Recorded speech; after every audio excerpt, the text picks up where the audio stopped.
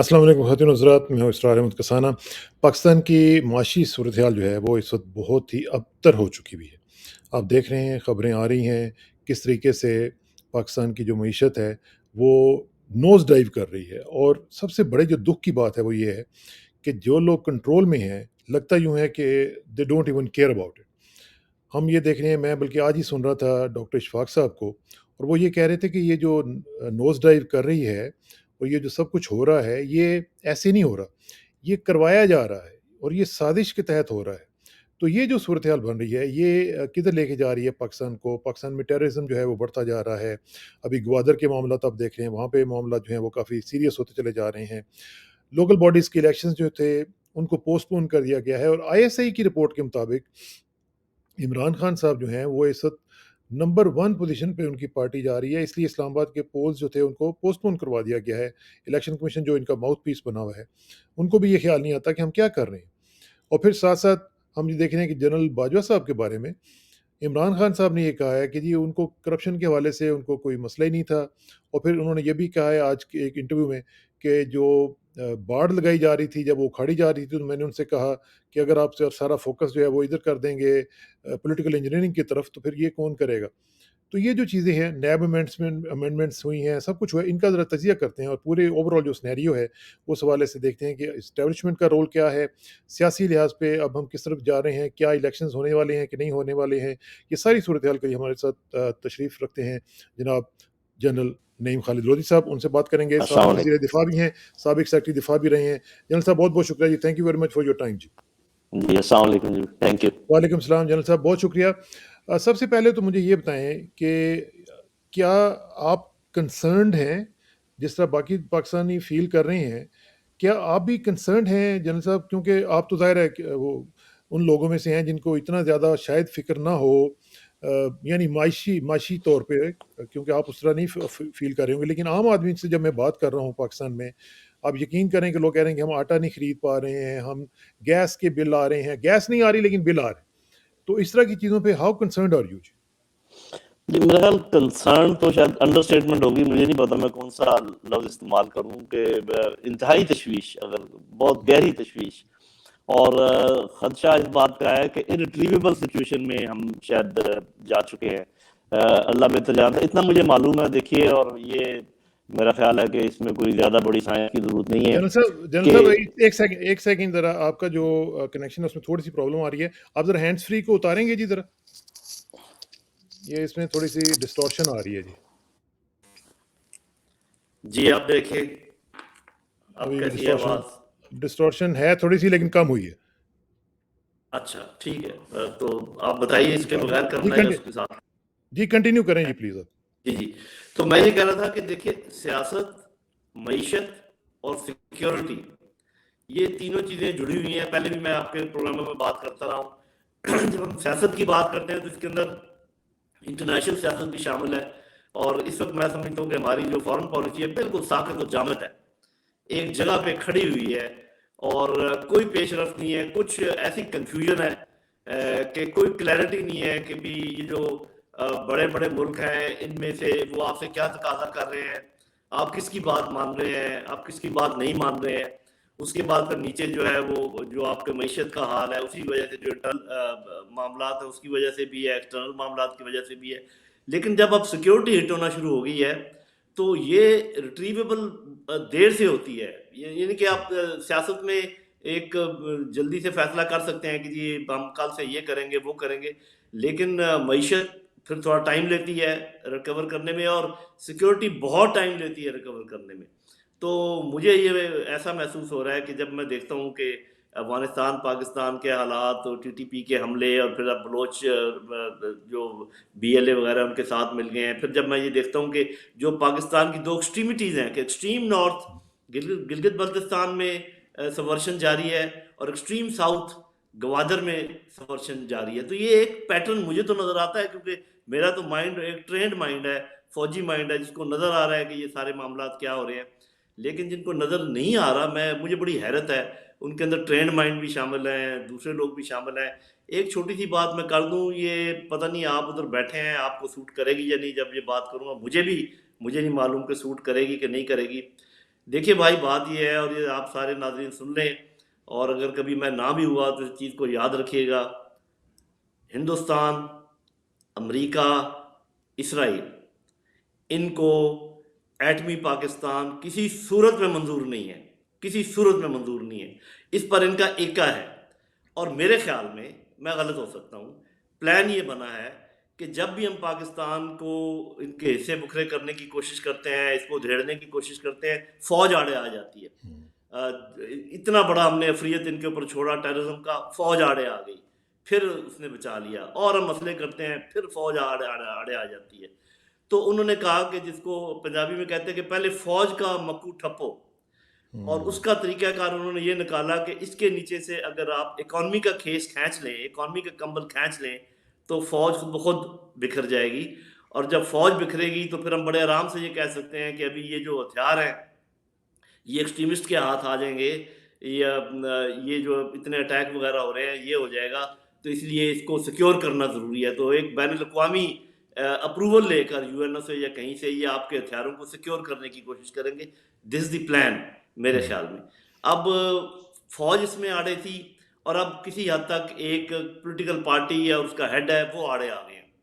اب مجھے یہ خدشہ ہے، دوسری بات جو ہے کہ جیسے یہ ماحول بنایا جا رہا ہے کہ اور بن رہا ہے کہ ٹیررزم کا دورہ ہو گیا ہے، ہر جگہ ٹیررسٹ گھومتے پھر رہے ہیں، تو اس کو بہانہ بنا کر آپ اگر کسی بڑے لیڈر کو ایلیمینیٹ کر دیں دوبارہ اٹیمپٹ کر کے جیسے بھی ہے، تو آپ بڑے آرام سے کہہ سکتے ہیں کہ جی تو آپ کو پتہ ہے کہ آج بے نظیر شہید صاحبہ کی برسی بھی ہے، اسی قسم کے حالات پیدا کر کے ان کو ایلیمینیٹ کر دیا گیا تھا۔ بالکل۔ اسی قسم کے حالات ابھی پیدا ہوئے ہیں، تو مجھے خدشہ ہے کہ اس کا مقاصد دو ہی ہیں۔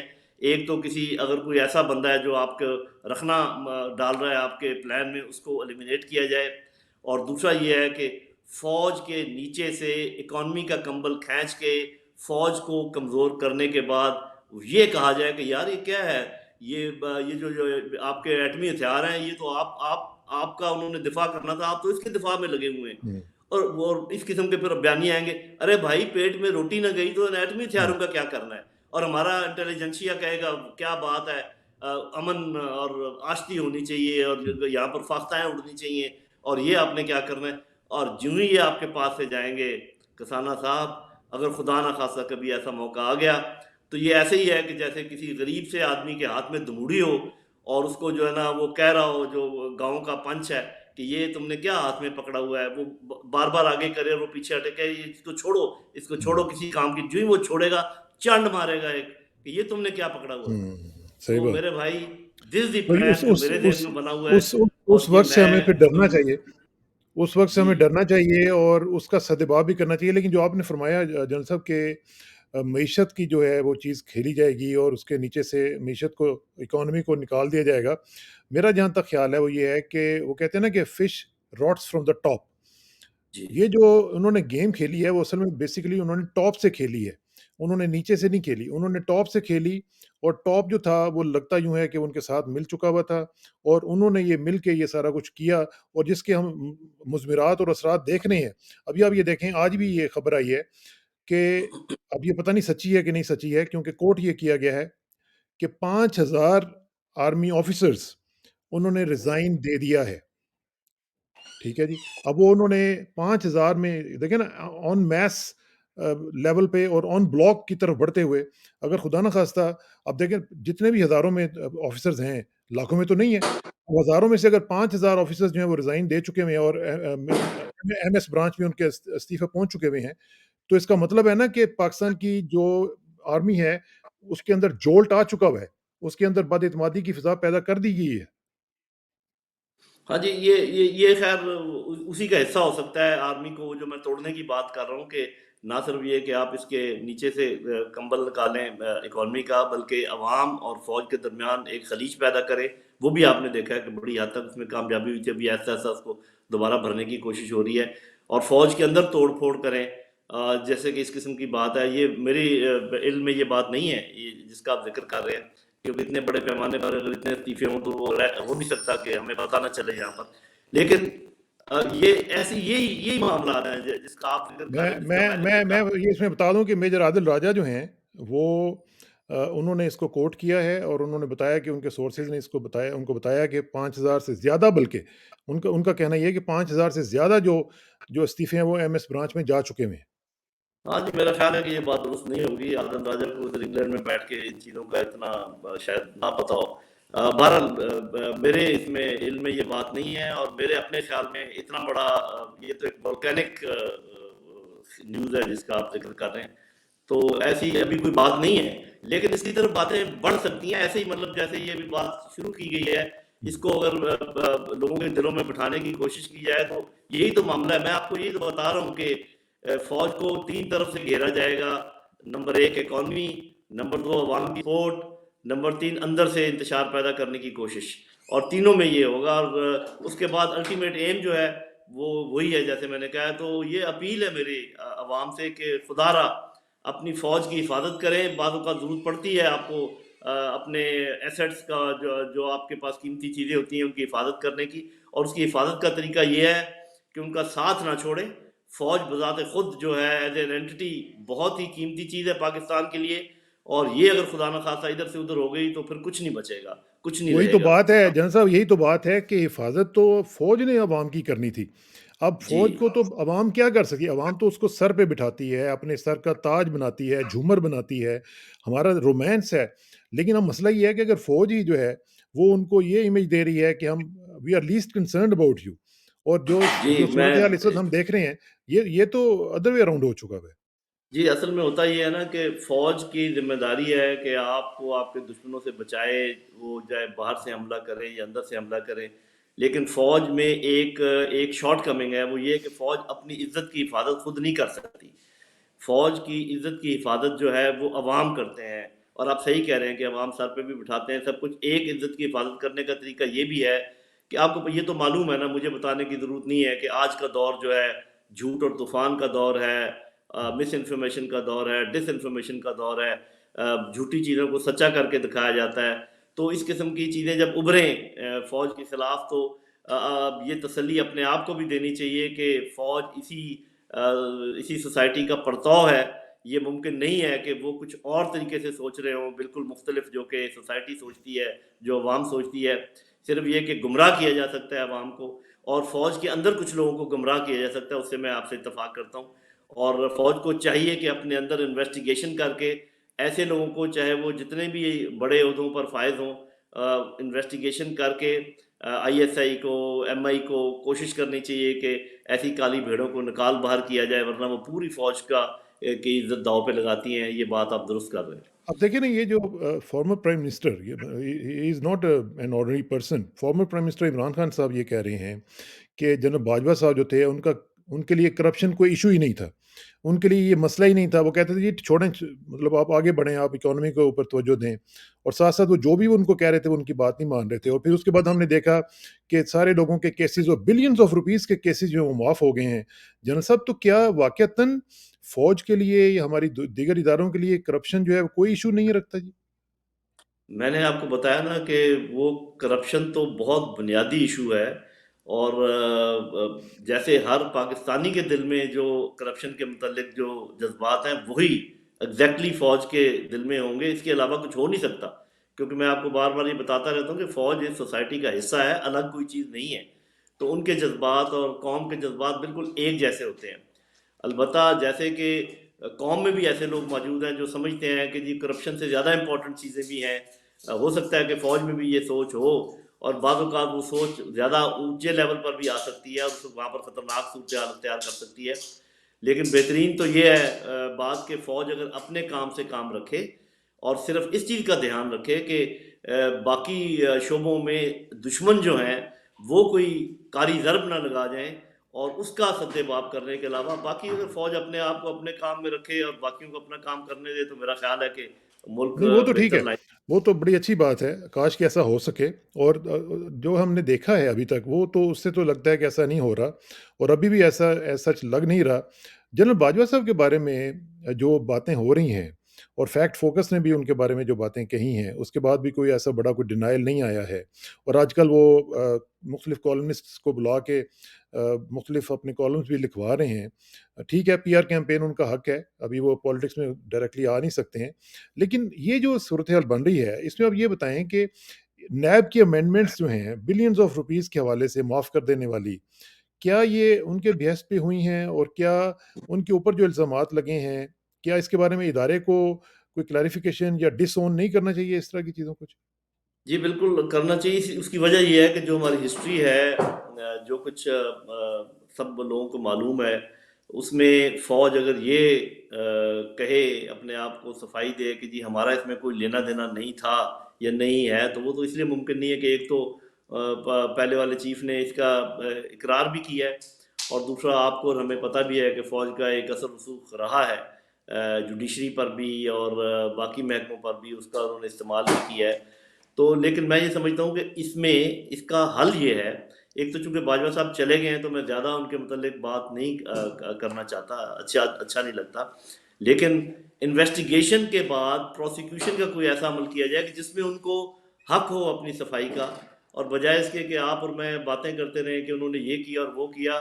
یہ کسی نہ کسی کو چاہیے کہ کہیں جائے کسی عدالت میں اور جا کے اس چیز کو موو کیا جائے، اور عدالتیں اس چیز کا نوٹس لے کے باقاعدہ اس کے انویسٹیگیشن کا حکم صادر کریں، تاکہ ایک شخص کو اگر بلا وجہ ملائن کیا جا رہا ہے وہ بھی کلیئر ہو جائے، اور اس شخص کو بھی موقع ملے کہ اپنے آپ کو کلیئر ابھی کر سکے۔ ابھی جنرل لیکن یہ صاحب سارا آپ نے خود فرمایا کہ اثر ڈالتی رہی ہیں عدالتوں کے اوپر آپ کے لوگ جو ہیں، تو کون جج اتنا حوصلہ کرے گا کہ ایک آرمی چیف کے بارے میں اس طرح کی بات کر سکے؟ اور جب تک کہ آپ خود ایک ان ہاؤس اگر کوئی انویسٹیگیشن نہیں ہوتی ہے، کیونکہ دیکھیں اس کی قیمت کون دے رہا ہے؟ اس کی قیمت وہ آفیسر دے رہا تھا کل گوادر میں، جس کو ہماری عوام نے اس کو مس ہینڈل کرنے کی کوشش کی اور مین ہینڈل کرنے کی کوشش کی، اور میں اس وقت یقین کریں میں خون کے آنسو رو رہا تھا کہ جب میں نے دیکھا کہ یہ اس بندے کی قیمت دے رہا ہے جس کی اس نے کچھ بھی نہیں غلط کیا، لیکن یہ اس بندے کی قیمت دے رہا ہے جس کی وجہ سے اس وقت پاکستان کی فوج جو ہے وہ ایک نشانہ بنی ہوئی ہے۔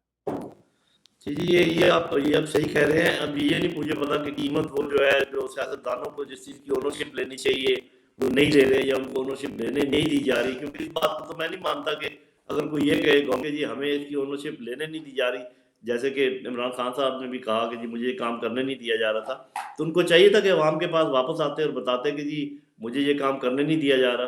ابھی بھی اگر یہ والی حکومت نہیں کچھ کر پا رہی تو بڑی حیرت کی بات ہے۔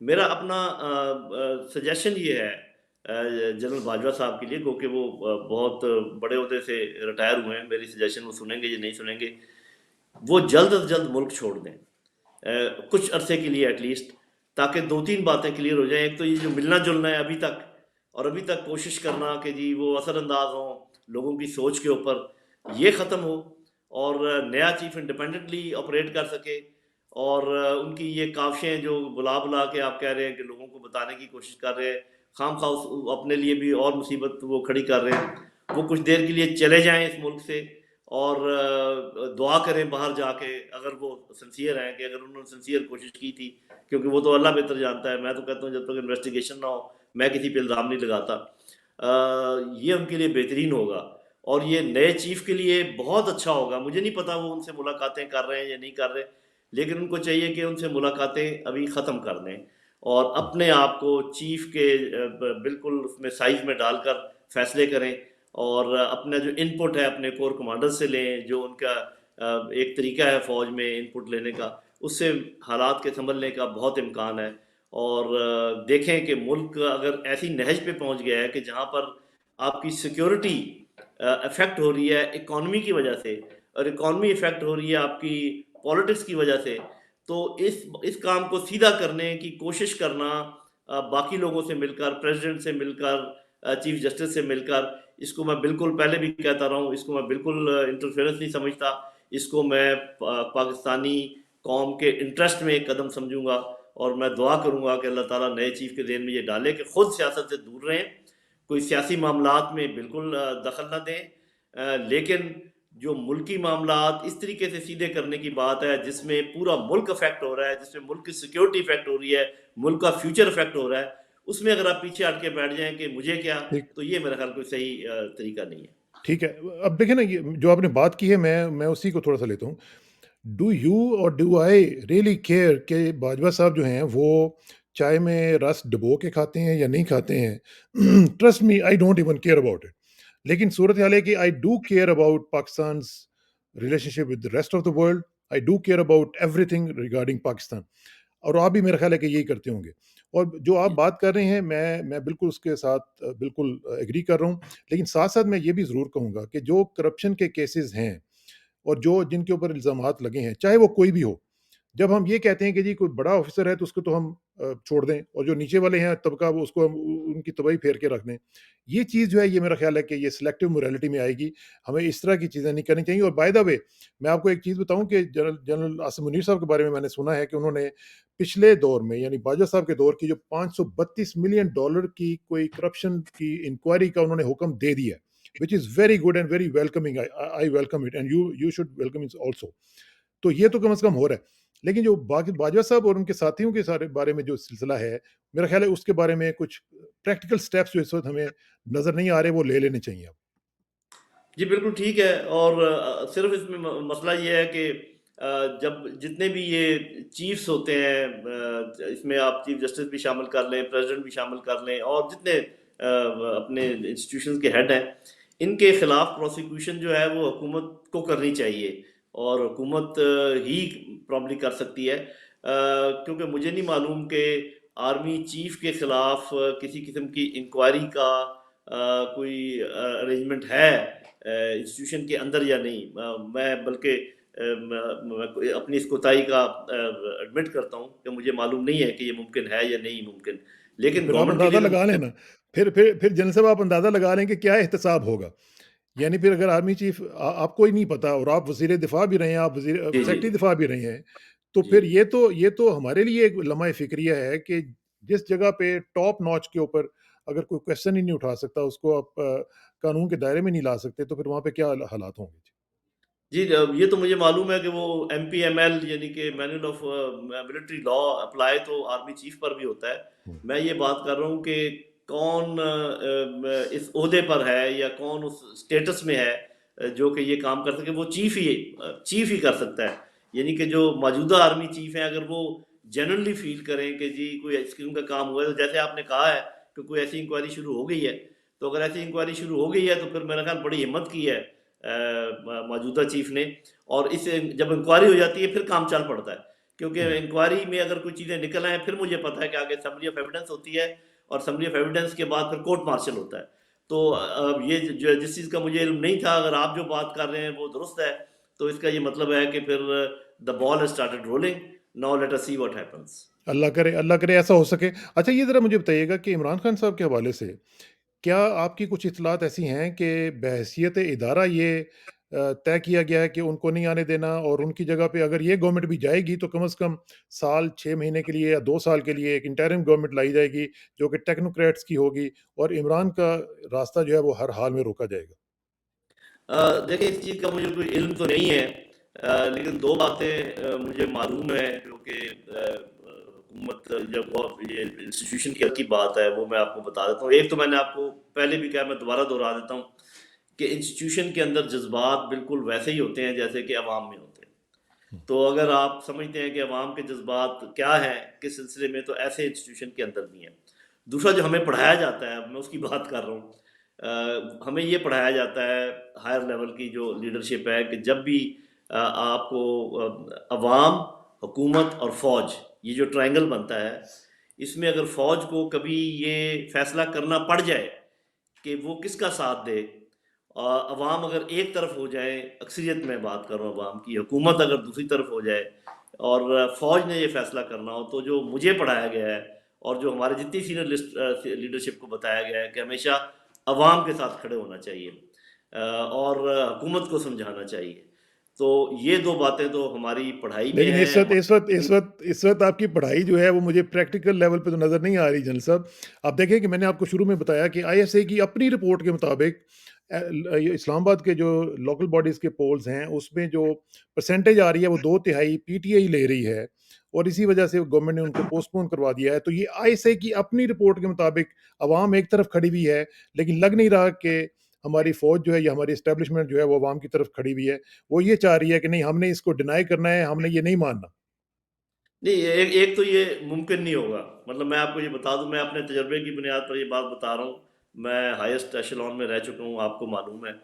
اگر فوج یہ سمجھ رہی ہے، جو میرا اپنا خیال یہ ہے کہ وہ نہیں سمجھے گی، کیونکہ یہ جو بات ہمیں بتائی گئی ہے اتنی گہرے ہمارے دماغ میں ہوتی ہے کہ اس کو نکالنا آسان نہیں ہے. اور کوئی ایک فوجی تو نہیں ہے نا وہاں پر، ٹھیک ہے چیف ہیں لیکن ان کے ساتھ کتنے کور کمانڈرز ہیں. تو یہ اگر یہ لیٹر سے ISA کی رپورٹ ہے، اور اگر یہ جنرل ان کی انفارمیشن ہے کہ عوام کی اکثریت حکومت کی سے نالا ہے یا حکومت کے ساتھ نہیں کھڑی، تو پھر میں آپ کو اتنا یقین دلاتا ہوں کہ جو اکثریت ہے سینئر آفیسرز کی، وہ عوام ہی کی طرف سوچ رہی ہوگی، اور وہ یہ کوشش نہیں کرے گی کہ جو عوام کہہ رہے ہیں اس کو روکا جائے یا اس کو بلاک کیا جائے. اگر وہ یہ کرنے کی کوشش بھی کریں گے تو میری بات آج آپ نوٹ کر لیں، وہ اس میں ناکام ہو جائیں گے، عوام جیت جائے گی. تو ہوگا کیا پھر؟ مطلب کیوس ہوگا، جی خدا نخواستہ ڈیسٹیبلائز ہوگا ملک، اور کیا ہوگا؟ جی، یہ سوچنے کی بات ہے. اور یہ صرف فوج کے سوچنے کی بات ہی نہیں ہے، یہ جو ہمارے اوپینین میکرز ہیں ان کے سوچنے کی بات ہے، یہ گورنمنٹ کے سوچنے کی بات ہے. جب میں نے کہا کہ عوام جیت جائیں گے، تو اس میں زیادہ ڈیٹیل میں نہیں جا رہا کہ پھر کیا ہوگا جب اگر خدا نخواستہ فوج اور عوام آمنے سامنے آئے تو کس طریقے سے معاملات چینج ہوں گے. میں اس کی ڈیٹیل میں نہیں جانا چاہتا. لیکن الٹیمیٹلی میرا اپنا اندازہ یہ ہے کہ فوج بھی انٹیکٹ رہے گی انشاءاللہ، اور عوام کی جو منشا ہے اس کی بھی جیت ہوگی انشاءاللہ. یہ الگ بات ہے کہ آپ کو اگر کچھ گلیوں سے گزرنا پڑے، کچھ مشکل مراحل سے گزرنا پڑے، اس کے امکانات ہیں. لیکن یہ امکان بالکل نہیں ہے کہ عوام کی جو اوور ویلمنگ رائے ہے اس کے اوپر کوئی بھی فورس قابو پا لے. آخر میں اس طرح یہ بتا دیجئے کہ کیا ہمارا جو نیوکلیر پروگرام ہے وہ خدا نخواستہ کمپرومائز ہو چکا ہوا ہے، یا ابھی ہم امید رکھیں کہ معاملات اس حد تک نہیں گئے؟ جی انشاءاللہ بالکل کمپرومائز نہیں ہوا، بڑے ابھی تک سیکیور ہے اور فعال ہے، اور اپنے ہر جس مقصد کے لیے وہ ہے اس مقصد کو پورا کرنے کے لیے تیار ہے. لیکن کچھ ایسی چیزیں ہیں جو کہ چل رہی ہیں، جو کہ اس کی طرف بڑھ رہی ہیں. اور یہ جو کچھ واقعات کا تو ہم نے ذکر کر دیا. میں آپ کو ایک چھوٹی سی بات بتاتا ہوں جس سے آپ کو اندازہ ہو جائے گا، آپ کے ناظرین کو، کہ معاملات کیسے چلتے ہیں. امیجیٹلی ایک یونیورسٹی میں ایک ایمرجنٹ لیول کے اوپر ایک کوشچنر دیا گیا ہے بچوں کو، انٹرنیشنل ریلیشن کے بچوں کو. اور اس میں یہ سوال پوچھے گئے ہیں جو ابھی میں آپ کے سامنے رکھوں گا، کہ کیا ہندوستان اور پاکستان کے لیے ایٹمی دھماکے کرنا ضروری تھے؟ یہ پہلا سوال ہے اس میں. دوسرا سوال کہ کیا اگر کشمیر کا مسئلہ نہ ہوتا پاکستان اور ہندوستان کے درمیان، تو کیا پھر بھی ہم ایٹمی دھماکے کرتے؟ یہ اس میں دوسرا سوال لکھا ہوا ہے. تیسرا سوال یہ لکھا ہوا ہے کہ کیا ایٹمی ہتھیاروں کے ہوتے ہوئے اس انڈو پاکستان کا فیوچر زیادہ محفوظ ہے، یا اگر یہ نہ ہو تو یہ زیادہ محفوظ ہے. تو اس قسم کے سوال اٹھنے شروع ہو گئے ہیں. تو کسی نے وہ جو ہے نا ٹیسٹنگ آف واٹرز آلریڈی شروع کر دیا. آپ کو پتہ ہے کہ کئی دفعہ ایسا ہوا ہے کہ اسرائیل کی ریکگنیشن کے سلسلے میں اس قسم کے شوشے چھوڑے جاتے ہیں جی کہ جی جی جی کہ ہمیں کیا پرابلم ہے اور کیا ہے. یہ شوشے چھوڑے جاتے ہیں کہ اگر کشمیر جیسے ہے ایسے سیٹل ہو جائے، ہندوستان کے ساتھ تعلقات اچھے ہو جائیں، کشمیر کو بیک برنر پہ ڈال دیں، تو آپ کا کیا خیال ہے؟ تو یہ چیزیں پھر رہی ہیں. لیکن میرا خیال یہ ہے کہ عوام کی اکثریت کی جو سوچ ہے وہ ہتھیاروں کی بھی حفاظت کی ضامن ہے، اور ہمارے ملک کی حفاظت کی بھی ضامن ہے انشاءاللہ. گو کہ یہ کام فوج کے ذمہ ہے، اس میں کوئی شک و شبے کی گنجائش نہیں. میں نے پھر آپ کو بتایا کہ there's a connection between جو آرمی سوچتی ہے اور جو عوام سوچتے عوام ہیں. سوچ. اور عوام کی سوچ جو ہے وہ اللہ تعالیٰ کی طرف سے بھی آتی ہے اور لیڈر کے مرہون منت بھی ہوتی ہے. تو ہمیں دعا کرنی چاہیے کہ اللہ تعالیٰ میں سیدھا راستہ دکھائے، ہمارے جو لیڈرز ہیں ان کو یہ بات سمجھائے، کہ یہ بات سمجھنے کی توفیق دے کہ یہ جو پورا جو میں نے شروع میں بتایا تھا کہ کس قسم کی سازش ہمارے خلاف ہو رہی ہے، اس کو سمجھیں، اس سے نکلیں. اور یہ خاص کر جو ہمیں افغانستان کے ساتھ لڑانے کی پوری کوشش کی جا رہی ہے، اس کو سمجھیں. کون لوگ واپس آئے ہیں اس علاقے میں جس کی وجہ سے یہ سارے کام شروع ہوئے ہیں، اس کو سمجھیں. آخر میں یہ پھر کہوں گا آپ کے پروگرام میں، عمران خان بہانہ ہے، فوج اصل نشانہ ہے. اور ایٹمی پروگرام بھی اسی کا حصہ ہے. یہ اور اس کا یہ جو حصہ ہے. یہ جو آپ نے بتایا ہے جن لوگوں نے یہ کویسچنز کیے ہیں یونیورسٹیز میں، ویسے آپ نے کہا کہ فوج کی یہ ذمہ داری ہے، تو ان کو جا کے کیوں نہیں کوئی اٹھاتا؟ سواتی صاحب کو تو اٹھا لیا جنہوں نے کویسچن اٹھایا تھا، ان لوگوں کو اٹھائیں نا جا کے بتائیں ان کو کہ جو نیشنل انٹرسٹ کے خلاف کام کر رہے ہیں۔ جی بس وہ تو میری اسیسمنٹ ہے نا کہ نیشنل انٹرسٹ کے خلاف کام کر رہے ہیں اور اس ڈائریکشن میں لینا ہے، آپ کو لے کے جا رہے ہیں۔ ابھی میں یہ چیز رپورٹ کروں گا کیونکہ مجھے تو کل ہی پتہ چلا اس چیز کا، ہوں، تو دیکھیں آگے اس پر ہو سکتا چلیں ہے کوئی عمل درآمد ہو۔ چلیں اللہ کرے کہ ایسا ہو سکے اور اعظم سواتی صاحب کی بھی جان چھوٹے، اور اللہ کرے کہ جو باقی لوگ بھی تنگیاں اس وقت برداشت کر رہے ہیں ان کی بھی جان چھوٹے۔ بہت بہت شکریہ جنرل صاحب، آپ سے انشاءاللہ رابطہ بہت رہے گا، اور شکریہ، آخر میں دعا کہ میری عزت کے لیے کافی ہے کہ میں تیرا ہی بندہ ہوں، اور میرے فخر کے لیے السلام کافی ہے علیکم۔ کہ تو یہ میرا پروردگار ہے۔ تو بالکل اسی طرح جس طرح میں چاہتا ہوں مجھے بھی اس طرح بنا دے جس طرح تو چاہتا ہے۔ سپردم بتو مائے خیشرا تو دانی حساب کم و بیشرا، مجھے اس راکسانہ کو جنرل لودھی صاحب کے ساتھ اجازت دیجیے، جلدی ملاقات ہوگی انشاءاللہ۔ اللہ حافظ۔